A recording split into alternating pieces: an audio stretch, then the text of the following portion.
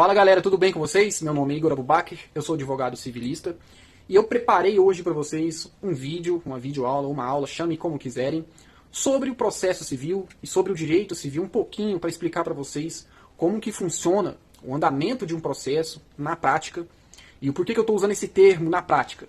É porque quando a gente explica como funciona na prática, fica mais fácil de entender do que simplesmente pegar um livro de doutrina, pegar um artigo de um código e ler. Então, hoje eu preparei para vocês um vídeo nesse sentido e eu acho que vocês vão gostar bastante. Bom, e para fazer isso, eu vou explicar para vocês uma petição inicial que eu fiz de um processo meu, processo em que eu sou parte e sou advogado em causa própria. E explicando essa petição inicial, a gente vai entendendo como funciona os requisitos básicos, né, os pressupostos processuais de uma ação para que ela tramite na justiça, né, e explico, ao mesmo tempo, como funciona o processo civil. E como a gente sabe, a petição inicial ela é a sementinha do processo. Não tem como nascer um processo civil sem a petição inicial, certo? A justiça ela está inerte. Se você não provocá-la, nada vai acontecer. Olha para mim que eu estou bem pequenininho aqui embaixo. Pessoal, ó, essa aqui é a primeira folha da petição inicial e eu vou explicar para vocês, ponto a ponto, como se fazer uma petição inicial. E como eu disse para vocês, essa é a sementinha de uma ação judicial, né? Então, primeiramente, o que a gente tem primeiro em uma ação judicial? Lá em cima, o endereçamento. Eu vou mandar para onde essa ação? Primeiro, para saber para onde a gente vai mandar, a gente tem que primeiro saber qual é o tipo de problema que você está tendo que judicializar uma ação. No meu caso, eu vou contar para vocês. Eu estou recebendo inúmeras, centenas de ligações de uma empresa que faz cobranças para um terceiro, tá? E também faz ofertas de planos, né, de empréstimos. Já expliquei que eu não sou essa pessoa. Continuo recebendo essas ligações. Igor, mas você vai se processar só porque está recebendo ligações? Pessoal, se fossem poucas ligações, por um curto período de tempo, né, eu até não judicializaria uma ação, mas neste caso eu já estou quase um ano recebendo ligações dessa empresa, que são em todos os horários, né, isso tem me atrapalhado profissionalmente, porque eu utilizo meu celular para serviço profissional, utilizo para compromissos pessoais, então tem me atrapalhado e tem me gerado danos, né. Então vamos lá, que tipo de problema é este? Estamos falando aqui de uma questão trabalhista? Eu trabalhei e deixei de receber as minhas verbas rescisórias? Não. Então a gente não vai mandar essa ação para a Justiça do Trabalho. Não se trata de um direito material, né, da questão do trabalho. A gente está falando aqui de um processo criminal? Eu cometi algum crime? Ou eu sou vítima de um crime? De fato eu sou vítima, mas a gente não está falando de um crime aqui. Tá? Então não há que se mandar para o juízo da justiça, né, criminal. Não é uma questão. A gente está falando aqui de uma responsabilidade civil. Uma questão de obrigação de não fazer. Então, obviamente, né, pessoal, a gente está falando de direito civil, de processo civil. Ok, a gente sabe disso nessa ação. Mas quem está começando, né, você sempre tem que fazer esse exercício. O cliente te procurou no escritório, ou o seu próprio problema, né? Você está com algum problema. Identifique primeiro qual o tipo de matéria que estamos tratando aqui, tá? Então, ok, a gente sabe que é direito civil. Agora, para onde eu vou mandar esta ação? Para qual comarca que vai processar esses fatos, que vai julgar essa ação? Eu sou de Uberaba, Minas Gerais, né? Aqui estamos falando de uma relação de consumidor por equiparação, tá? Então eu tenho o direito de propor essa ação na minha cidade. Mas também poderia propor ela, tem a opção também, de propor essa ação no fórum, na comarca, né, na cidade, onde é do réu, neste caso, tá? Mas, como eu sou consumidor, estou alegando essa tese, vou propor ela na minha cidade, onde está no meu endereço. E agora, outra questão aqui do endereçamento, tá? A gente já sabe que é direito civil, a gente já sabe que eu vou propor a ação aqui em Uberaba, sempre verifique as regras de competência, né, territorial, que isso a gente pode abordar em uma aula específica, se a gente começar a falar aqui, estende muito. Mas e outra questão, eu vou mandar essa ação para o juizado ou para a justiça comum? A gente pode mandar para qualquer uma das duas, neste caso, ok? Por quê?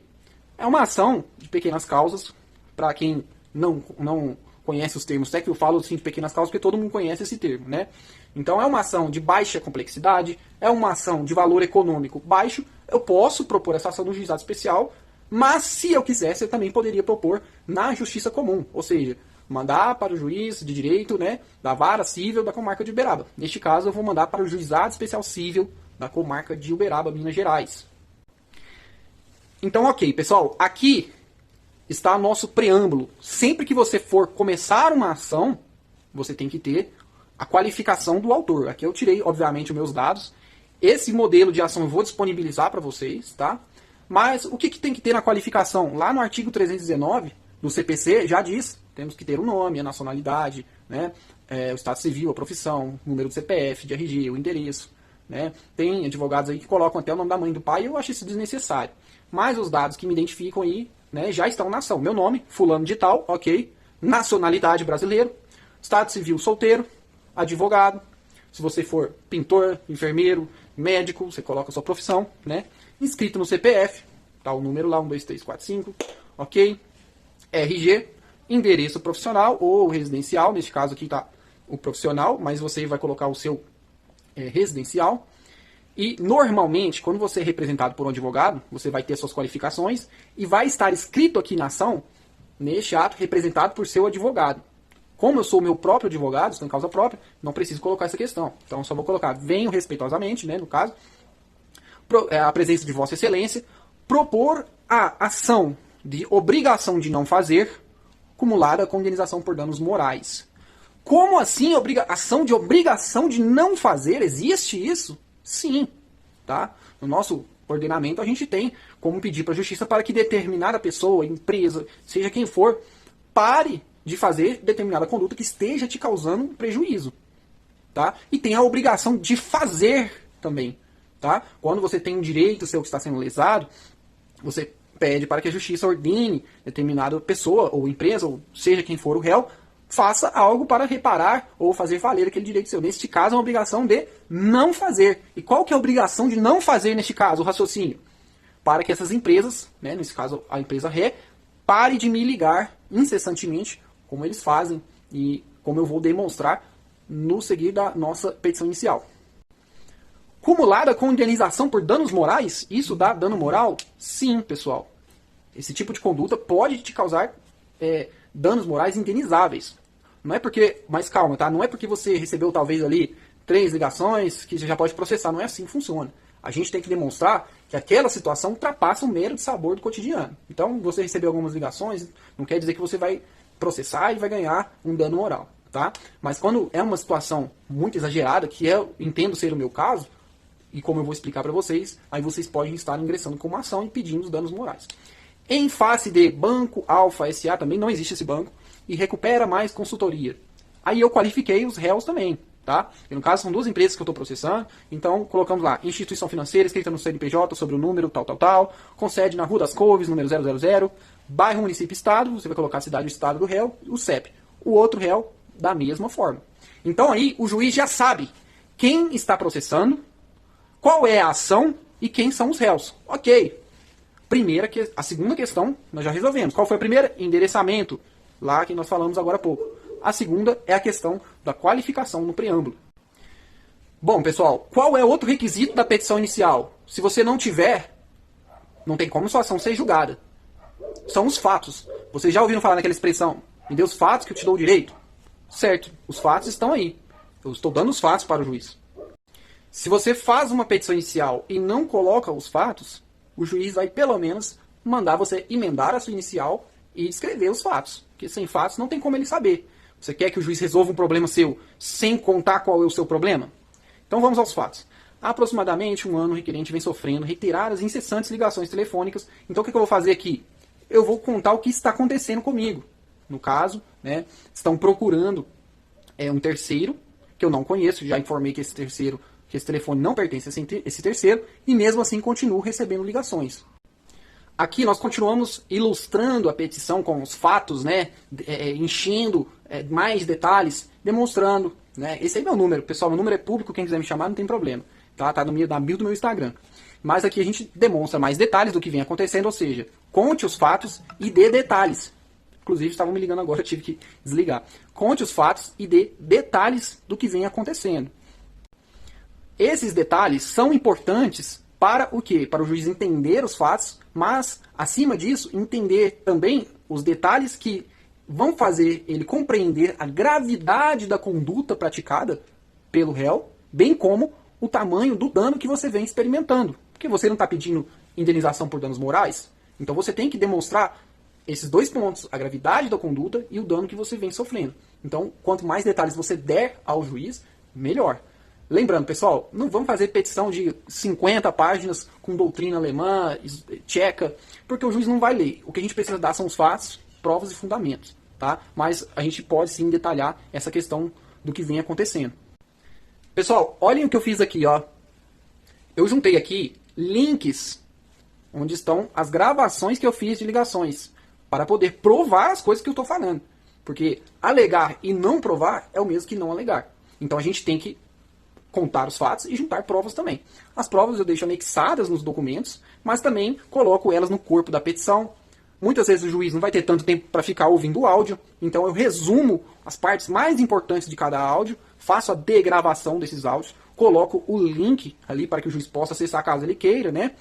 Coloco a data da ligação e demonstro ali, ó, com clareza o que vem acontecendo, cada fala, a fala minha, a fala do atendente, né? Para demonstrar como está sendo essa relação abusiva de ligações incessantes. Outra questão que eu coloco no corpo da peça são esses prints aqui, ó. Isso aqui, neste momento, se você colocar só assim, não serve como prova, tá? Isso aqui está como ilustração, tá, pessoal? Para o juiz ver como ilustração.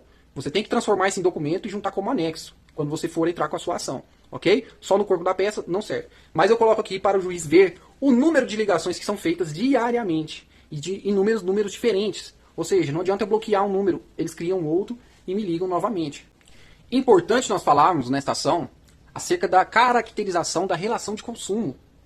Igor, mas você é cliente dessas empresas para ser uma relação de consumo?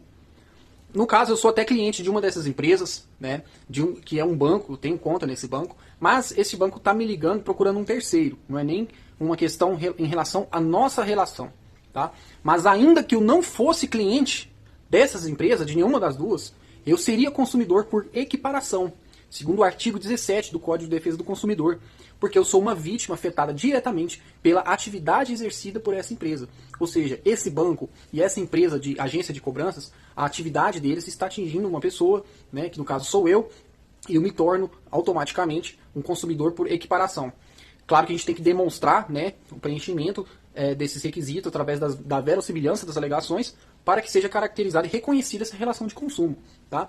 Então aqui a gente diz ao juiz que se trata de uma relação de consumidor e fornecedor de produtos ou serviços. Tá? Tanto pelo fato de eu ser cliente de um desses bancos, tá? E estar passando por esses problemas, tanto pelo fato de ser consumidor por equiparação. Tá bom? Aí vocês dão uma lida aí para entenderem como funciona. Tá? Então você tem que demonstrar o mínimo que a sua ação tem fundamento, a sua tese tem fundamento. Então coloquei o artigo 2º e 3º do Código do Consumidor, né? Só citei eles, não coloquei o texto, porque o juiz já cansou de ler isso, a gente não precisa ficar aumentando o tamanho de petição. Tá? Colocamos também a questão do artigo 42 do CDC e a responsabilidade objetiva dos réus, né, nos termos do artigo 14 do CDC, porque há uma falha na prestação de serviços deles que está me causando um dano e eles são responsáveis de forma objetiva. Havendo uma condenação, né, muito provavelmente a condenação será solidária. E aí existe uma grande diferença entre responsabilidade objetiva, tá, e solidariedade. Isso aí a gente pode falar em outra aula, mas tem muita gente que já confundiu essas questões. Uma pausinha para comer um lanche. Pãozinho feito na chapa, bom demais. Mineiro ama. Então, só recapitulando, essa é uma ação de obrigação de não fazer, acumulada com indenização por danos morais. Então a gente vai pedir uma indenização por danos morais, certo? Nós precisamos convencer o juiz de que esta é uma situação indenizável. Então, o que vamos demonstrar? Os fatos já foram demonstrados. Agora vamos demonstrar que estes fatos estão alinhados ao ordenamento e à jurisprudência que são capazes de gerar uma condenação por danos morais, certo? Trazemos o quê? Primeiro fundamento. A Constituição Federal fala sobre isso, né? Artigo 5º, inciso 5º, que assegura a reparação do dano em qualquer ordem de indenização, seja moral, material ou imagem. Ok. O artigo 186 e 927 do Código Civil vai nos auxiliar nessa questão da responsabilidade civil. O que diz o artigo 186? Aquele que, por ação ou omissão voluntária, negligência ou imprudência, violar direito e causar dano a outrem, ainda que exclusivamente moral, comete ato ilícito. E o artigo 927 diz que aquele que, por ato ilícito, e menciona, inclusive, entre parênteses, o 186 e 87, causar dano a outrem, fica obrigado a repará-lo. Tá? Ok, então a gente já tem fundamento para a questão de pedir o dano moral. Como a gente vai demonstrar que gerou um dano moral mesmo? Os fatos já estão elencados na ação, as provas também, né? Mas vamos colocar aqui, pessoal, uma jurisprudência. Eu coloquei no exemplo aqui do TJSP. Poderia colocar também do TJMG, mas, por exemplo, busquei, fiz uma pesquisa lá. Vejam bem a ementa dessa jurisprudência. Ligações excessivas do credor para a cobrança de dívida de terceiro. Abusividade da cobrança de débito em nome de terceiro configurada pela insistência e excessividade das ligações e mensagens telefônicas, mesmo após o credor ter sido informado de que o número não pertencia ao devedor. Então percebam que eu coloquei um julgado idêntico ao meu caso. Ou seja, já tenho embasamento de um tribunal. No caso foi um julgamento de um recurso inominado, então foi de uma turma recursal, mas embasamento de uma turma recursal formada por juízes que entendem que esse tipo de situação é uma situação que gera indenização por danos morais.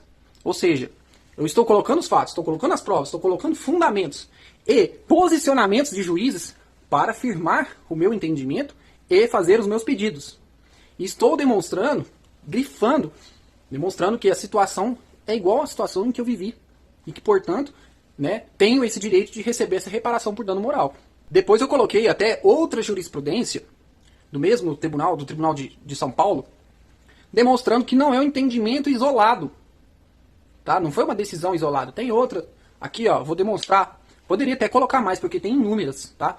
Mas não é necessário, porque eu ainda vou ter outros momentos neste processo para poder novamente argumentar, onde eu vou trazer novamente jurisprudências, posso trazer de outros tribunais, inclusive. Mas nesse caso, coloquei o quê? Neste caso aqui está falando sobre valores, tá? Então, falou ligações excessivas realizadas ao autor, e lá embaixo fala, né, que a indenização foi majorada para 5 mil. O que isso quer dizer? Ele havia ganho a indenização em primeira instância, recorreu, né, e subiu para 5. Talvez ele tenha ganho 2 mil, 3 mil ou 4 mil, né, e subiu para 5 mil, é o entendimento desse tribunal. Como eu estou processando 2 réus, eu pedi para que os 2 sejam condenados, a cada um pagar o valor de 5 mil reais. No total, eu estou pedindo 10 mil em indenização. Agora vamos falar de tutela de urgência. Igor, o que é isso? Explica isso pra gente. Tutela de urgência. Primeiro vamos explicar o que é a tutela. Quando a gente entra com uma ação judicial, o que nós estamos buscando da justiça? A tutela do Poder Judiciário. Justamente para reparar determinado direito nosso. Fulano comprou algo meu e não pagou, vou entrar com a justiça para que a justiça obrigue essa pessoa a me pagar. Certo? E inúmeros outros exemplos que a gente podia dar. Mas geralmente essa tutela ela vem depois de muito tempo, na sentença do juiz. Quando o processo já passou por todas as fases, já ouviu o réu, já me ouviu de novo, já teve audiência, e aí só lá na sentença o juiz dá a decisão dele e decide, caso a minha ação seja procedente, aí sim ele dá a tutela jurisdicional. Entenderam? É neste momento, na sentença, que a justiça diz, Igor, você tem esse direito. Caso o réu não cumpra, essas serão as consequências. Ok? Mas quando a gente fala de antecipação de tutela de urgência, o que nós estamos fazendo? Nós estamos antecipando aquela tutela que viria só na sentença, lá no final. Nós estamos antecipando ela para o começo do processo, logo no início. Nós estamos ultrapassando todas as fases processuais. Mas, Igor, isso não fere o devido processo legal? Bom, em determinadas situações pode ferir. Mas isso vai ser muito analisado pelo juiz, pode ser analisado por um tribunal, né, se está ferindo ou não. Mas a tutela de urgência é algo muito delicado, justamente porque ela deve respeitar, né, os requisitos do devido processo legal. Para que uma tutela seja concedida, nós temos que comprovar o preenchimento de alguns requisitos, porque o juiz não dá, eu vou chegar e vou pedir a tutela antecipada. O juiz não vai dar se você só pedir. Porque ele não vai ultrapassar esses caminhos do processo por qualquer coisa. Ele precisa de provas, de preenchimento de requisitos. E quais são esses requisitos? O primeiro está ali em vermelhinho, ó. Probabilidade do direito. Fumus boni iure. É o termo em latim. Onde a fumaça, há fogo. O que isso quer dizer? Se tem uma fumacinha ali, é porque certamente tem fogo. A probabilidade do direito é você demonstrar para o juiz que, olha, juiz, embora o processo tenha que passar por todas essas fases, eu já demonstro para você que realmente não tem outra saída, eu realmente sou o detentor desse direito. E você precisa deixar isso muito esclarecido para o juiz, porque senão ele não vai conceder essa tutela. Tá? No caso, eu demonstrei a probabilidade do direito através das ligações que eu estou recebendo, procurando um terceiro. E, obviamente, é direito meu de não ficar recebendo essas ligações de um terceiro. Eu não tenho nada a ver com esse cara. E isso está me atrapalhando. Certo? Então é direito meu não querer ficar recebendo ligações e ferindo a minha privacidade, que é protegida tanto pelo Código Civil quanto pela Constituição. Então, eu estou demonstrando a probabilidade do meu direito através dessas ligações que procuram um terceiro. Já tentei de diversas formas, me cadastrei no Não Me Perturbe, já pedi em todos os áudios para que parem de me ligar e não adianta. Certo? O que é o perigo do dano? Pessoal, você vai demonstrar para o juiz que, olha, excelência, se a gente for esperar sair uma sentença, considerando que um processo ele é demorado, eu vou sofrer muitos danos até lá. A gente não pode esperar até o fim do processo, até a sentença, para a gente poder decidir isso aqui. Isso precisa ser resolvido agora. Né? E como eu demonstrei a probabilidade do direito, o perigo do dano, que é o periculum in mora, vai demonstrar a urgência dessa tutela jurisdicional. Tá? E, em terceiro lugar, a reversibilidade da medida. O que é isso? Bom, excelência, já demonstrei uma probabilidade do direito, perigo de dano. Olha, se lá na frente você decidir que eles têm o direito de ficar me ligando, que é uma hipótese remota, né? Mas se você decidir dessa forma, é só eles voltarem a me ligar, não vai haver nenhum prejuízo para a empresa. É uma medida que você vai conceder e que possui total possibilidade de reversão.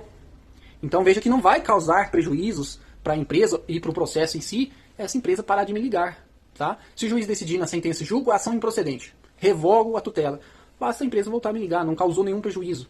Agora, existem medidas que são irreversíveis. Ah, eu vou pedir uma tutela aqui para fazer uma cirurgia estética.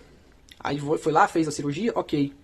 Aí, no final do processo, decidiu-se que aquela pessoa não tinha direito a fazer aquela cirurgia, e agora, já fez, não tem como voltar atrás. Né? Ela não pagou aquele plano de saúde corretamente. Não tinha direito. Entendem? Então, avaliem e demonstrem a reversibilidade da medida. Que se o juiz entender que ela é reversível, junto aos outros requisitos, muito provavelmente ele vai conceder a medida de tutela. E agora um detalhezinho aqui que é um pega, hein?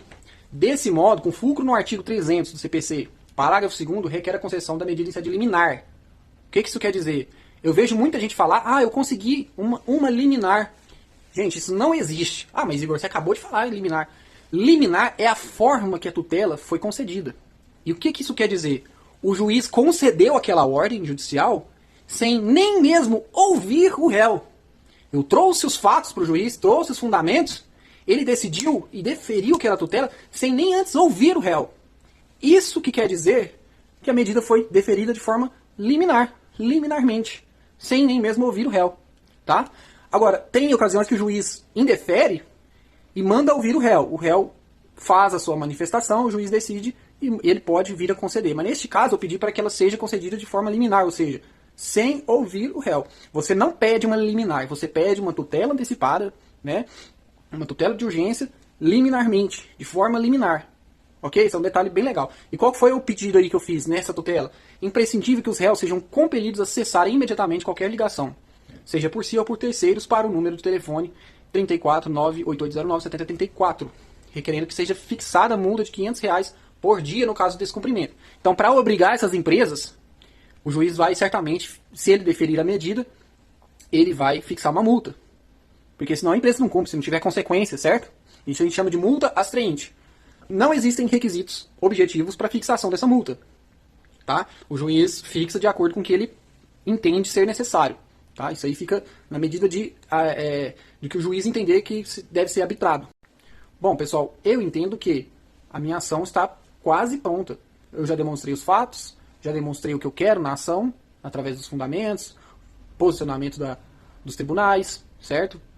E agora vamos fazer os pedidos da ação. Se você não fizer os pedidos da ação, especificamente um tópico, o juiz vai perguntar, e aí, o que você quer com essa ação, especificamente?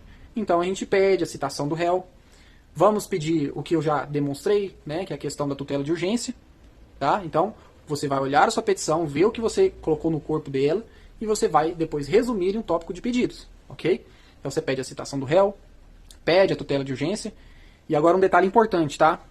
Você pede para que essa tutela seja confirmada em sentença. Por quê? Você já não pediu uma antecipação dessa tutela? Quando a sentença vem, o juiz pode revogá-la ou pode confirmá-la. Então você pede para que na sentença a ação seja julgada procedente e seja confirmada aquela tutela que eventualmente tenha sido deferida lá no início do processo, para que os efeitos dela sejam definitivos, ok? Qual é outro pedido que eu fiz? Dano moral. Tá mais abaixo aqui, mas vocês já leram aí para cima que eu pedi o valor de 5 mil, né? E fiz também, como a gente está no juizado especial, fiz um pedido específico para que caso a ação atinja o duplo grau de jurisdição, que seja fixado honorário de sucumbência, né, pela turma recursal, ok? Eu faria esse pedido novamente em eventuais contra-razões de recurso. Mais abaixo nós especificamos quais provas nós vamos utilizar. Então você faz um tópico falando quais provas você pretende utilizar no processo. Nesse caso, eu não vou pedir uma audiência para ouvir testemunha. As minhas provas são documentais. Então eu especifico apenas que irei utilizar provas documentais, ok? Mas não tem problema se você colocar algo genérico que diz que utilizará todas as provas admitidas em direito, tá ok? E por fim, após as provas, você coloca o valor da causa. Neste caso, é o valor que eu estou pretendendo economicamente, que é o valor de 10 mil reais. Ok? Você finaliza colocando o local de onde você está fazendo essa ação e o seu nome. E está pronta a petição inicial. Não tem segredo. Tá, pessoal? Claro, tem segredos, mas não é um bicho de 7 cabeças. Neste caso, é uma ação muito simples. Pessoal, lembrando que essa é uma ação muito simples, por que eu estou fazendo um vídeo sobre ela? Para que seja mais fácil a compreensão, é um tema muito simples de entender, e porque é uma ação de baixa complexidade, baixo valor econômico. Portanto, você que está vendo esse vídeo, você não é advogado, você poderia ingressar com essa ação no juizado especial sem advogado. Tá? Então, caso você esteja passando pelo mesmo problema e goste dessa orientação, eventualmente você poderia ingressar com uma ação assim. Se você quiser aprender, se interessar pelo assunto, você poderia ingressar com uma ação nesse sentido. Eu gosto de fazer conteúdo para comunicar com as pessoas acerca dos seus direitos.